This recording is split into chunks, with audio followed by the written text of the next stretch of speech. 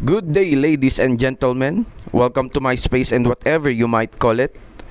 This is the first episode of SKL ni Renz entitled M at C Alternate Reality.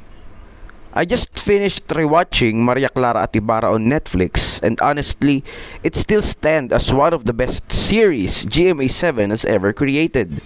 The production, the casting, the performance, Julian San Jose and Barbie Fortesa especially, everything just works.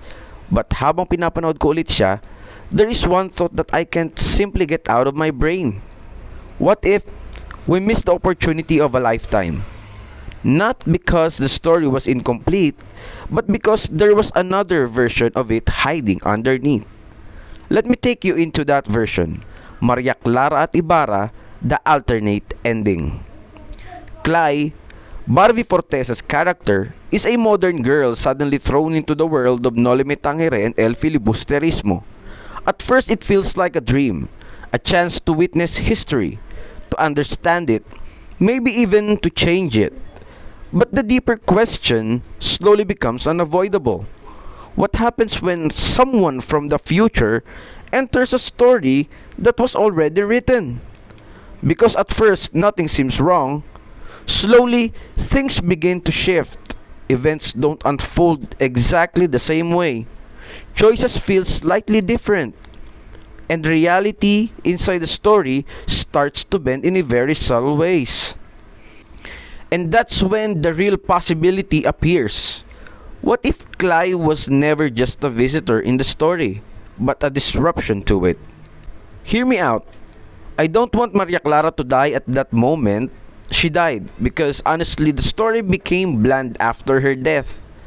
What if Maria Clara in the character of Julian San Jose did not die in the encounter with Padre Salvi? What if the moment nung itinutok ni Padre Salvi ang baril kina Maria Clara at Crisostomo Ibarra, Elias intervenes at sinipa ang kura, making him lose his aim and they escape? They lived. Whatever happens after that to prolong the episodes, we can use our imagination. Pero whatever that is, the challenges, the escape, and the battles should have led them being able to alter the fabric of Noli Me Tangere and El Filibusterismo's reality, all well and good. So imagine this and close your eyes. Picture the ending we secretly wanted. Maria Clara and Ibarra finally get their happy ending. The wedding of the century. Everyone is there. Even Cecil looks peaceful. Basilio and Crispin are laughing, like everything is finally fixed. And Clay, Barbie Fortesa, is just watching from the side, smiling happy and satisfied from the results of their hardships. But suddenly, something feels off. Like it's too perfect. It feels like fake and blurry. Then right when Maria Clara and Ibarra are about to kiss, everything freezes. Clay is standing there terrified as the church dissolves into an ink-black void.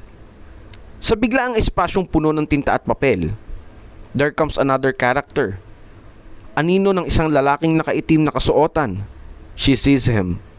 Then Clay realizes who it was. The man himself, Jose Rizal. But he's not the hero on the 1986 monument. He's crying, quiet, painful tears. Clay asks him, "What's happening?" And he tells her, hindi na mababago ang nakasulat na. Kung halisin mo ang sakit, ano ang matitira sa katotohanan? And when he touches her forehead, she sees everything in flashback. Hindi ang masasayang version, but the real story of Noli Me Tangere and El Filibusterismo. Cisa's madness, Crispin's death, Maria Clara's fate, at ang kamatayan ni Crisostomo aka Simon. And then it hits her. The reason everything looks perfect and happy is because she broke the story. So she tried to run back to the church, but this time, it's a ruin. Empty. Burned. No traces of wedding ever happened. Wala siyang ibang nakita kundi ang propesor na nakatanaw sa altar. This is where it gets chilling. The teacher is the true antagonist of Clay's experience. Then Clay realizes that Mr. Torres was never the mentor.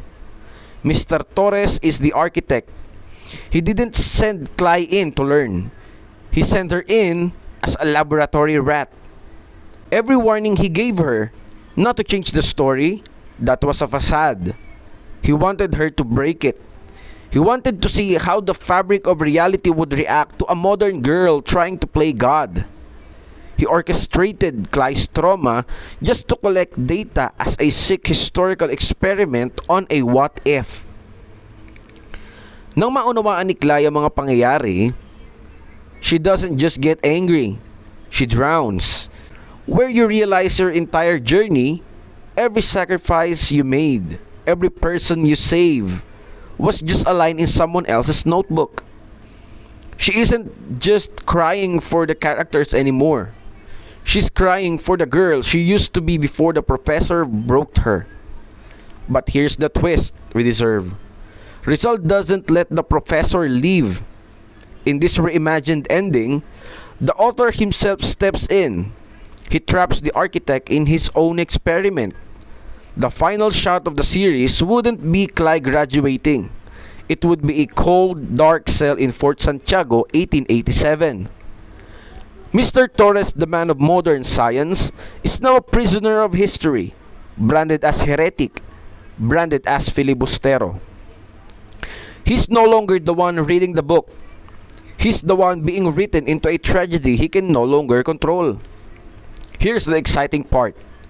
How does Clay get home? And was it really Mr. Torres who had the power all along? Fast forward to the final scene. Clay is back in the present day. She's safe, but she's different. She's miserable. Bumalik siya sa kanilang tahanan at natagpuan niya ang isang lumang baul. Inside is the heirloom mentioned way back in episode 1. The one belonging to her grandmother who was a devout Rizalista. Clay pulls out the book. It's not the Nolly, it's not the Philly, it's a third book. A leather-bound, handwritten manuscript that shouldn't exist. As she opens the first page, she sees her grandmother's handwriting in the margin. But the main text describes a girl from the future who tries to save a nation through a magical traveling. As Clay reads the final line of the third book, she looks at the camera. We see a flicker of that madness in her eyes, the burden of knowing the truth. She realized that while Mr. Torres thought he was the architect, he was just a character being moved by a much older, deeper power. The story isn't over. It's just being rewritten by a new generation. Now tell me, wouldn't that have been the most heartbreaking, gut-wrenching ending in the Philippine TV history? Instead of a happy ending, we get a lesson. History isn't a game, and the pain of the past is the only thing that makes our present real.